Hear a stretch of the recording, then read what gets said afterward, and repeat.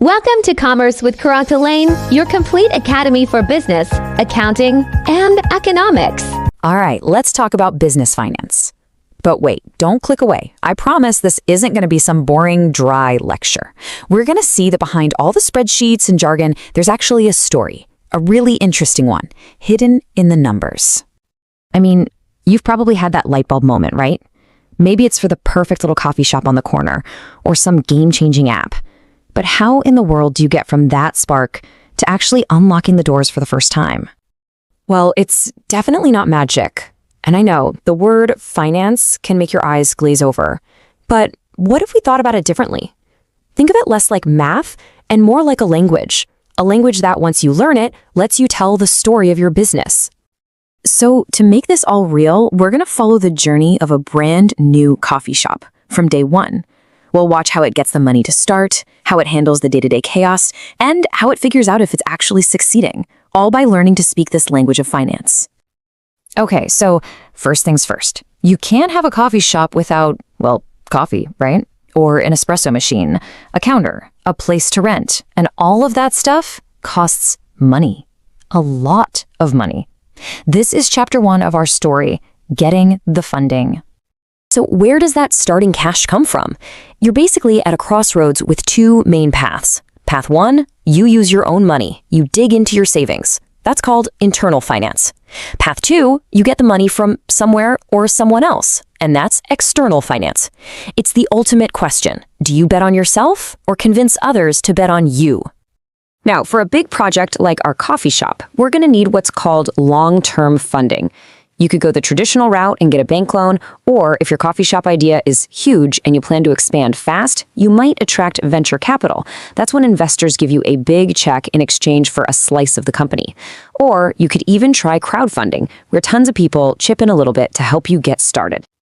Okay, boom. The money is in the bank, the doors swing open, you can smell the fresh espresso. It's happening. But now comes the hard part. We have to manage the daily grind and, actually keep the lights on. And if there's one concept you need to get, it's this: cash flow. It is, and I'm not exaggerating, the lifeblood of your business. It's super simple. Money coming in from customers buying lattes, that's an inflow. Money going out to pay for milk, electricity, your staff, those are outflows. The goal? Make sure more cash is flowing in than is flowing out. Simple as that. Now, here's where it gets interesting. Those outflows, those costs, they're not all the same. You've got fixed costs, like your shop's rent. You have to pay that bill every single month, whether you sell 1 latte or 10,000. Then you have variable costs, like coffee beans and paper cups. The more coffee you sell, the more of those you have to buy. Understanding that difference is absolutely crucial. Okay, I need you to lean in for this one, because it's one of the biggest traps for new businesses. Get this. Making a profit is not the same thing as having cash in the bank. I know, it sounds crazy, right? How is that even possible? Well, think about it. Let's say you cater a big office event. Your accounting software says, hooray, you just made a huge profit. But the company is paying you by invoice in 30 days. So the profit is on your books today, but the actual cash, it's not in your bank account. Or maybe you took all your cash and bought a brand new super fancy espresso machine. Your business is profitable, but you're totally cash poor. So you're juggling cash, you're paying your bills. The next major goal, the next level of the game, is to get to a point where you're not losing money every month. You have to reach that tipping point. In the world of finance, we call this the break-even point. It's that one magic number where the money you're bringing in exactly equals all the money you're spending.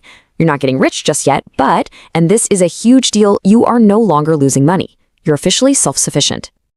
And the best part is, you don't have to guess what this magic number is. There's a pretty simple formula. You just take your total fixed costs, that's your rent and salaries, and you divide it by the small amount of profit you make on each individual thing you sell. For us, that's the price of a latte minus the cost of the beans in the cup. So we run the numbers for our little coffee shop, and out pops the answer, 4,120 lattes. That's it. That's our target. We need to sell that many lattes in a month just to cover our costs. Every single latte we sell after number 4,121, that's pure profit. All right, let's hit the fast forward button.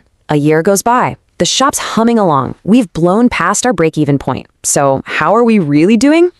Time to look at the grades. It's business report card time. Your first report is called the income statement. The best way to think about this is like a movie of your business. It plays out over a certain period, say a month or a whole year, and it tells a story of your performance, all your sales, all your costs, and most importantly, how profitable you were. It works kind of like a waterfall. You start at the very top with every dollar you brought in from selling coffee. Then, whoosh, a chunk of that money goes out to pay for the actual beans and milk. What's left is your gross profit. Then, whoosh, another chunk goes to pay for rent, salaries, all that other stuff.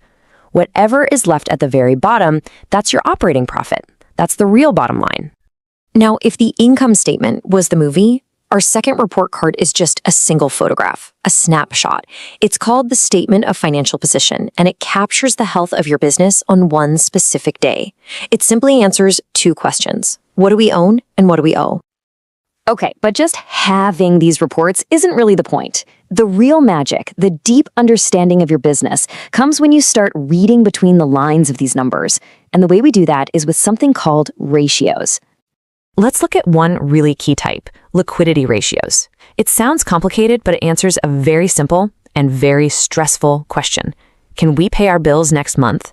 It's all about short-term survival. The most common tool we use for this is the current ratio.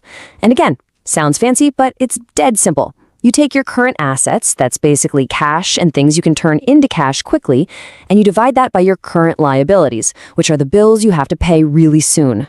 Let's say our coffee shop does the math and gets a current ratio of 1.2. So what does that number actually mean? Is it good? Is it bad? Should we be panicking or celebrating? How do you even know? Well, there's a pretty useful rule of thumb here.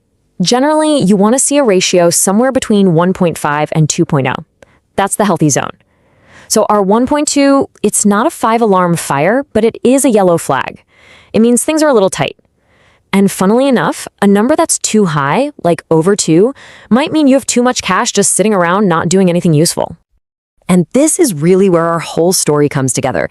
The reason we track all this stuff, the funding, the cash flow, the report cards, the ratios, it's not just to make spreadsheets. It's so that real people can make smarter decisions. You see, everyone looks at these same numbers, but they ask different questions. The shop manager looks at them and asks, are we improving our performance? The owner who put up their life savings looks and asks, is my investment paying off? At a bank that's thinking about giving you a loan for a second location, they're asking one thing. If we lend you this money, can you pay it back? Because in the end, that's all business finance really is. It's not just math. It's the language we use to tell a story of an idea, of risk, of challenges, and hopefully of success. So the next time you walk past a small business, or maybe even dream up one of your own, just remember, the numbers tell a story. What story will yours tell? Thanks for watching Commerce with Karach. Don't forget to subscribe for more lessons in business, accounting, and economics. Keep learning smart and score that a star. I'll see you in the next video.